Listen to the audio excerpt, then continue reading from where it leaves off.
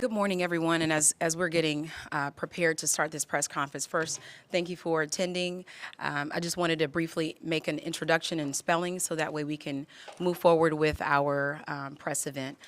Today, you'll have the pleasure of speaking with Chief Albert Martinez, Chief of Dallas ISD Police. That spelling is Albert, the traditional way, Albert, Martinez, Martinez. Again, Chief of Police for the Dallas Independent School District's Police Department. And then following that, after an update, we will provide an opportunity for questions. And we know that there are some questions that you all have. We will allot a few minutes for that, and then at the conclusion of that, we will wrap and end this particular briefing opportunity. So thank you so much, and I'll turn it over to our Chief of Police, Albert Martinez. Thank you.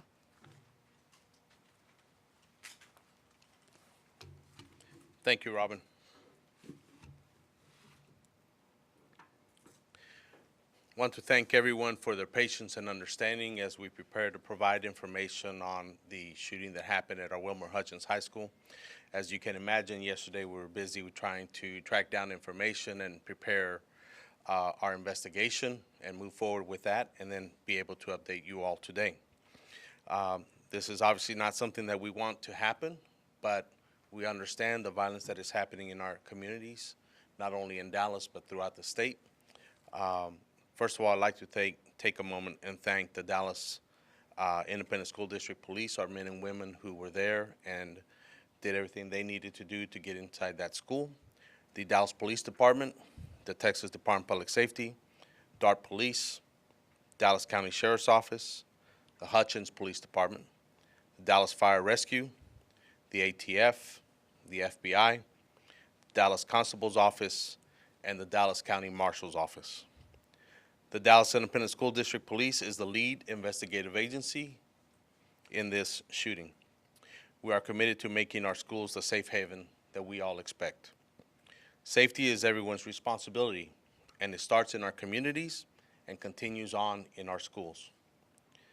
Dallas ISD Police and Security and the district schools monitoring teams spend an enormous time training, along with carrying out those monitoring duties, ensuring that our safety and security is taking place in these schools, including Wilmer-Hutchins, and reviewing our safety protocols on how we can be better. We also have a duty to you all, to the community, to be transparent and accurate with our information, but we also have to be responsible on providing that information, again, to make sure that we are being accurate and we are providing you all with the most capable or most useful information at the time. Of course, it takes time to gain an accurate picture of what happened. We understand the frustrations, parents and students, and trust me, we're all feeling that frustration, and we are frustrated ourselves. Each of you know how detrimental sharing incorrect intel can be. This is still an active investigation, so not everything can be shared, but we are conducting our investigation. So, based on video evidence at Wilmer-Hutchins High School, at 12:56 p.m., the shooter arrives at the Wilmer-Hutchins High School parking lot and parks his vehicle on the north side of the school. At 12:58 p.m., the shooter exits his vehicle and walks around to the west side of the school and approaches a side door or back door, which was locked and it was secure. At 1:01 p.m., another student opens that locked door on the west side of the building, and the student enters. Or I should say the shooter. The shooter is observed walking down the hallway towards the cafeteria, and that's at 1:02. At the same time, at 1:02 p.m., the shooter opens fire and wounds 4 students, and the other students that were in that hallway scramble away from the shooter. At 1:03 p.m., the shooter is fleeing and exiting out the same door, and then he runs back to the vehicle that he had in the parking lot at the north side of the school, enters that vehicle, and leaves the campus. And through that timeline from the point of entry into the school to the time he exits is less than 2 minutes. I do want to correct some misconceptions and share what we can.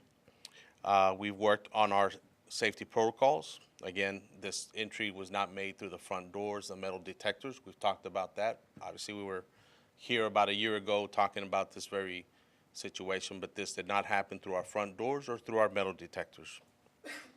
Our safety protocols were being followed by our staff and our officers. Our metal detectors were operating effectively. I want to emphasize to you all that all doors at this campus were locked and were secure. As you know now, the suspect is in custody, and he was a student enrolled in Wilmer-Hutchins High School. Our students' privacy limits does not allow the district to confirm his name, but that is pretty much common information now.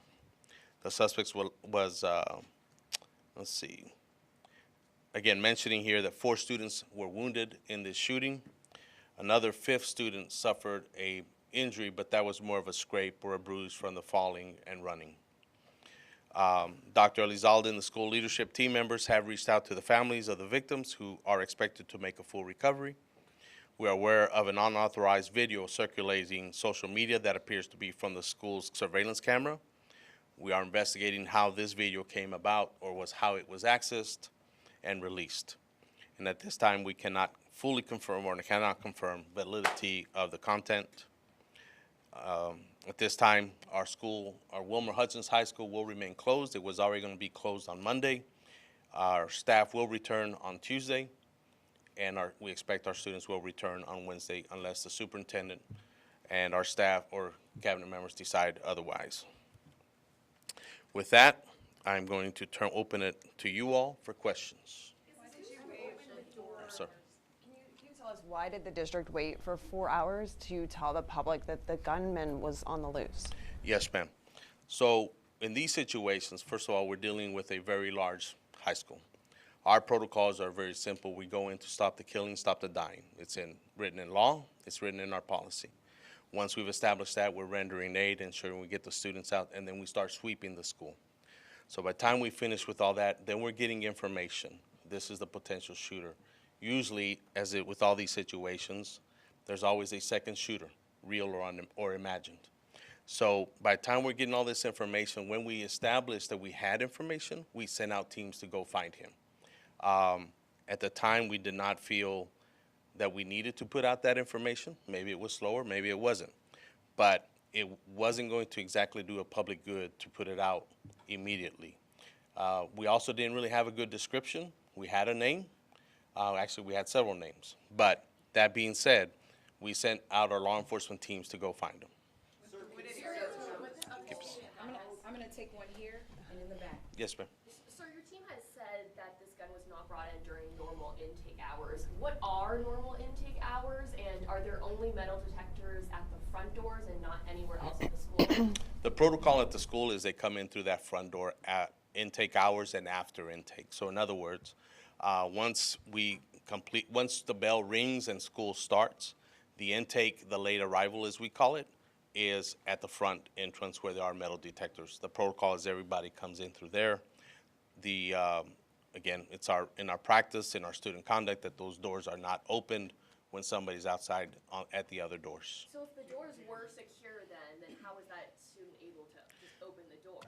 It's got a push bar, right? We have to have those doors available to be open from the inside because of fire code. Would you describe what secure means Sure. more explicitly? So secure, it just means it's locked and it cannot be opened from the outside. They can be opened from the inside, like any doors that you see, probably even in your own building, where you just push it open to go out, but that's in compliance with fire code. So why are there not metal detectors at other doors? You started this press conference, you mentioned frustrations. Can you share what some of those frustrations have been? Sure. We've worked very hard, as you all know. Again, we were having this conversation a year ago. And what I mentioned to you all when we were talking or being interviewed, we talked about safety protocols, the things that we're doing. We did those things. I'm here to tell you, I believe because we did those things, that gunman was not able to get in through the front doors, knowing that we are doing our baggage checks. We are working through our metal detectors, these brand new metal detectors that we bought. We do sweeps, we do audits. We're doing all the things that we're expected to do. And what's frustrating is that he was able to come in through another door that, yes, we patrol and we sweep that as well, but like everything else, we're not able to be there right on that spot every single time, and there's a lot of entry doors into this high school. like many high schools. I'm gonna, Give me a second.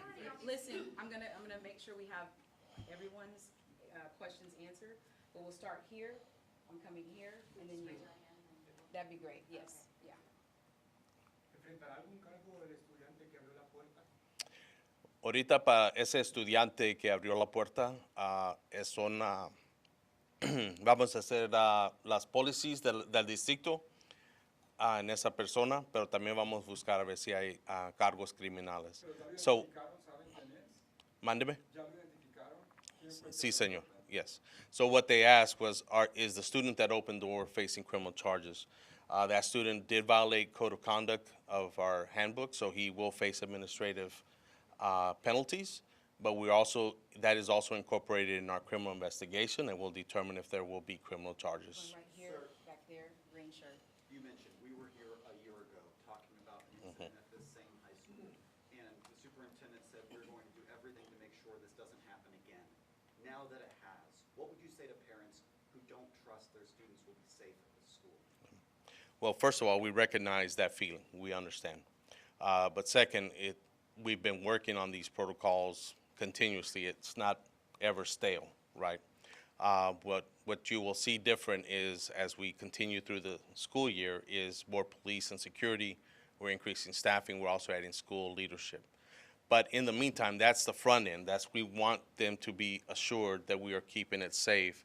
But at the same time, we're going back to the drawing board and what else can we do through technology, through personnel, through our procedures and our processes of how do we enhance this. Plus, the other part is we have a large student body there. How do we incorporate them better in the safety and security? I'll give you an example. We just recognized a fourth grader 10 days ago or maybe 2 weeks ago for recognizing at another school that somebody was trying to come in through the back door. A fourth grader recognizing this person shouldn't be allowed in and goes tells an adult. Here we have somebody much older, and I get it, it's the teenage ways of thinking, but we have to keep emphasizing that we're all responsible for that safety. Okay, I'm gonna go right here, I'm going right here, and then green shirt. Mándeme. Están nerviosos de enviar a sus hijos a clases. Algunos dicen que no quieren regresar el miércoles. ¿Usted puede garantizar que la seguridad en las escuelas del Distrito Escolar de Dallas es la adecuada? Y doctora, una pregunta para usted también. Padres de familia indicaron que no fueron notificados de lo que ocurría en la escuela. ¿Cuál es el protocolo de notificación para los padres? Yeah, so sí, vamos a garantir que vamos a estar ahí y proteger la escuela. Porque ahorita estamos en el medio de testing y queremos que sepan los padres y los estudiantes que van a estar, la seguridad está ahí. Como le digo, ahorita estamos haciendo todo lo que podemos antes de esto y también ahorita y después. Green. Yeah, we've obviously already invested in metal detectors. This is another incident similar to one where shooters are getting in through side doors. I mean, how do we prevent this from happening? This could have been a lot worse. Absolutely. I can tell you that there are metal detectors there, but we don't allow intake there, right? We've even talked about putting sensors on the doors. Can you remove the handles from the outside of the doors? But, there's a fire code, and that's a balance. And we run into that with DFR inspections to ensure that there's an ability, if we have a fire alarm happen or an actual fire, they have to be able to get out. We can't go back to the days of chaining those doors and nobody can get out, nobody can get in. And that's the balance that we're facing. After Santa Fe, I'm gonna go right here. alarms. We've already gotten to you, I'll get here and white, and we'll Yes, try ma'am. to circle back. Yeah, after last year's shooting, Superintendent Elizalde pointed out the vulnerabilities of the many doors in the school, and so that you would work with the school to identify those and conduct an after-action review. What were the results of that review? And did anything change? Well, again, those doors remain locked. I can tell you, without getting way too deep into it for safety and security, our maintenance staff conduct sweeps of those doors to ensure they're locked. We actually get penalties from the state, or at least through their audits, if they find that a door is not closing properly. Our police and security conduct those sweeps as well. Our staff are constantly monitoring those doors. We have outside patrols when we have our patrol officers coming through. So those protocols are in place. And then now again, can we be there 24/7? No, we cannot, or through the entire school day. But how do we make that better through those sensors? How do we leverage the technology? KERA. Do we know what led the student to return back to campus with the gun? Some other students were saying that it was over a dice game. He already had a knife on campus but left and returned to bring the firearm. We don't have that information as to the why, the motivation, right? We do believe there's a dispute taking place. Obviously, there's social media that he posted articulating his thoughts, and we are looking into that. But to officially tell you the why, we don't have that at this point. Testigos nos dicen que dentro de esta escuela hay una disputa interna entre pandillas estudiantiles. ¿Ustedes tienen esta información y la pueden confirmar? Sí, señor, sí tenemos esa información de las pandillas y esa es parte de la investigación. Como preguntó, qué es el motivo que está pasando. Y no sabemos si es directamente la pandilla o si es más entre las personas. So the question that was asked was, there's reports of that this is actually a gang dispute, and are we aware? So yes, we are aware of the gang dispute. We are working with the Dallas Police Department. We're not sure if this is actually a gang dispute or is there something more involved to this, but that is part of our investigation. No sé si era una actividad de pandilla. Todavía no pueden dar esa afirmación. No, sir. Yeah. Okay. I'll go right here. I know that folks talking about just frustration of parents, and as well as I know that we're going through a holiday weekend, kind of regrouping. What happens next? I know that school's off. They don't. I think you said staff comes back Tuesday, and then students come back Yes, ma'am. Wednesday. So what do we do now? Like what happens now?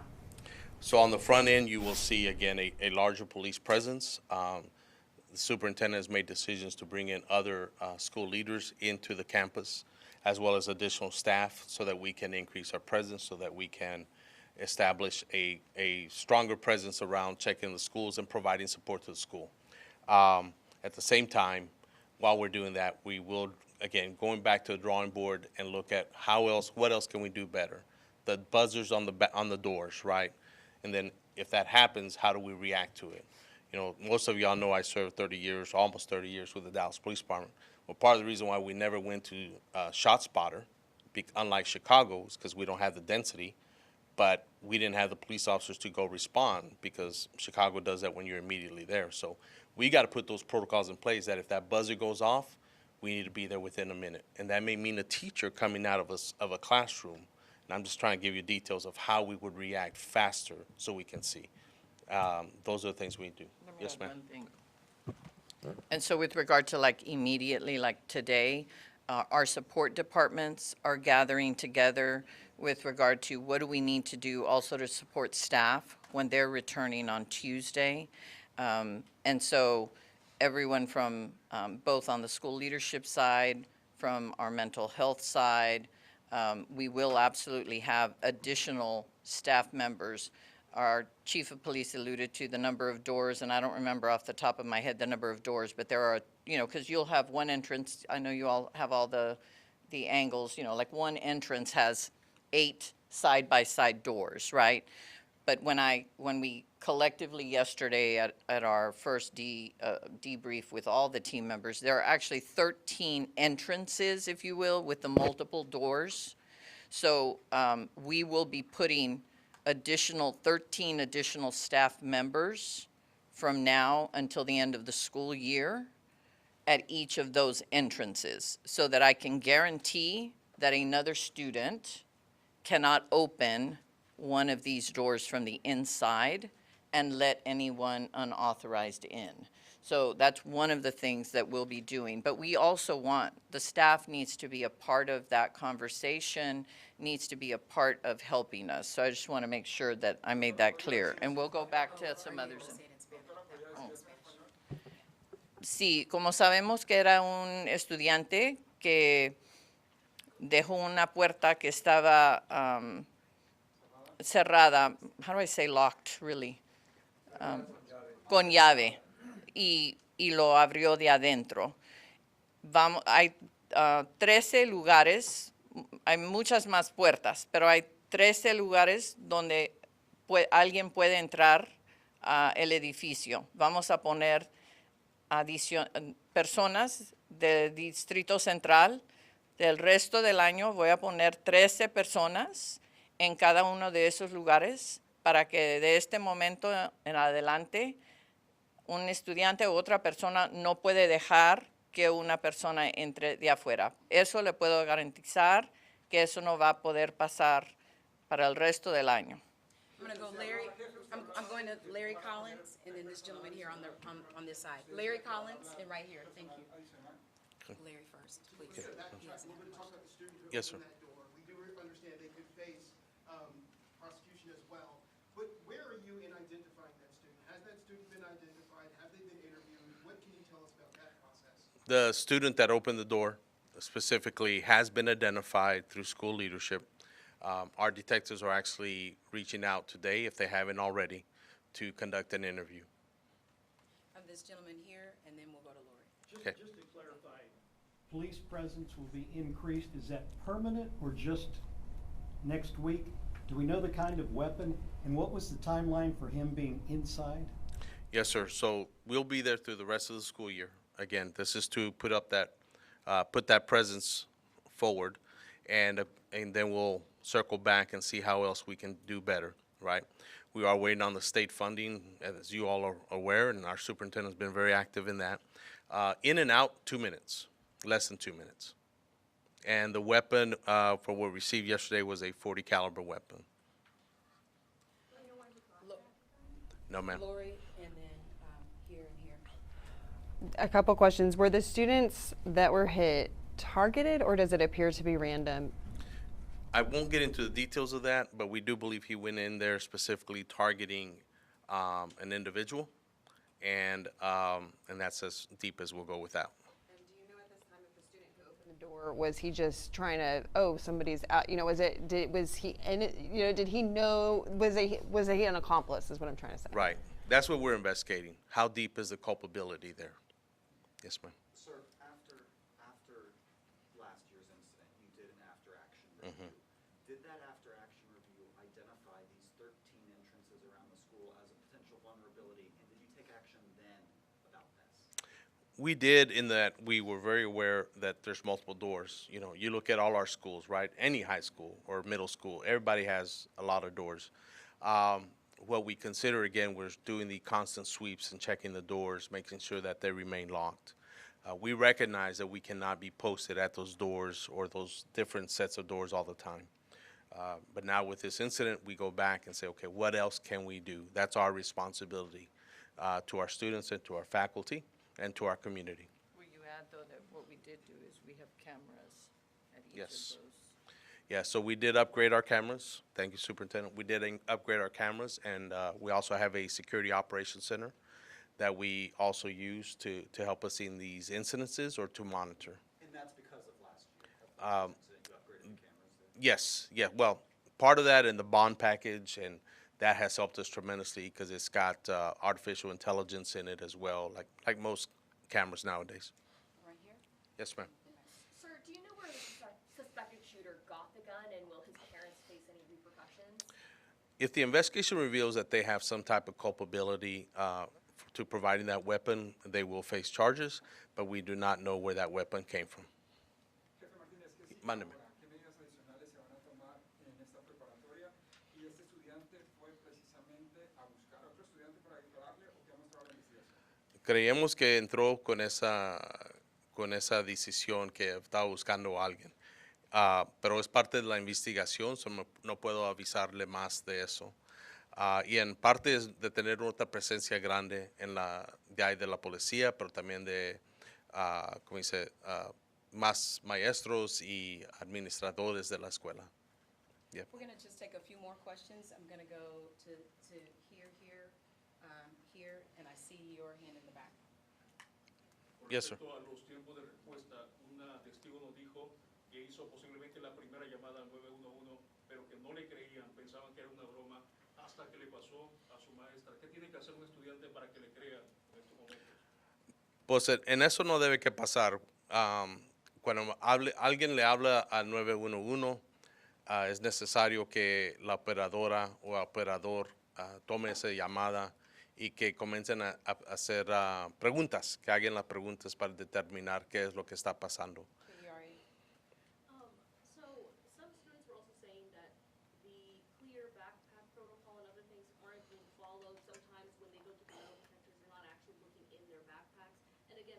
confirm that the student already had a knife on him when he came to school? We cannot confirm that. This is the first that I've heard of that, but we will be looking into it, and we'll, again, review our videos and see. What about the student saying that the clear backpack and other protocols aren't being followed? That's being looked at as well, but that will be an administrative process. Right here. So are you confirming that the student was already at the school earlier in the day? I cannot confirm that. No, ma'am. We'll have to review the video to see if he was actually there. Okay, this gentleman here, and, we'll, 3 more questions, and that's it, right here, and we'll close out. In your Yeah. professional opinion, was this preventable? It's a good question. I don't know that it was preventable. When somebody puts their mind to it and we're doing everything that we can, I mean, it's probably best preventable that that door wasn't opened. Again, student may not have any criminal culpability in it, right? But that's why we have it in the student code of conduct and such. Sometimes when there's a will, there's a way, but it's our job to try to defeat that, you know. Yes, sir. Chief, follow up that same question asked a different way. Is there anything unique about Wilmer-Hutchins High School or what happened on Tuesday to be applicable to any school across a larger district that you may have to look at? No, but again, David, as you know, I've served almost those 30 years with Dallas Police Department. Our community there goes through a lot, and this is our obligation to them, to protect them, to safeguard, to make it a safe haven. I mean, there's a lot of good students there, really. The programs that are offered there, the college career, military readiness, so many of those students are there just for an education and to elevate themselves, just like we want, and we want for our own children. And that's our obligation. That's what we're focused on. And those bad few apples, or those few bad apples, it's our job to be surgical and precise, but our mental health programs are robust. And that's really where the fight is. It's in that mental health and the socioeconomic services that we provide, along with other entities. That's how we prevent school shootings. We got to connect. You know, one of the theories out there, or maybe it's reality, the way we prevent school shootings is by having a student that can connect to at least one person, whether it's a teacher, a police officer, another student, a football team member, or a chess club member, anything, so that they feel connected. And that's where the bottom line is for us, not just the law enforcement side, but through our school leadership and police department. What's unique about this police department compared to Dallas Police, where I served, is that we have an opportunity to do much more, and that's what we've been working on. We're gonna do this last question here. Yes, sir. Chief, in the immediate aftermath, we talked to students who said that their teachers leapt into action immediately, locking doors, telling them to hide in the corner, and saying that they would stand in front of their students if the gunman came into their classroom. Absolutely. What do you think hearing that, and are teachers trained to do that? Yes, sir. We go through that training every year. We talk about it. We have the Raptor alert. We have all these protocols. That is key, because in a real sense, they are the first responder, right? I mean, we did have a police officer on campus and a public safety officer, and they have a job to do. But our teachers, as you said, will do everything they can. Again, we have amazing teachers, amazing staff, but they are part of that front line, and it's our obligation to them to not only keep them safe, but to train them when things like this happen. Let me just say some closing words. This is, certainly all the questions you all are asking. I hope you all recognize those are the very same questions that we ask ourselves.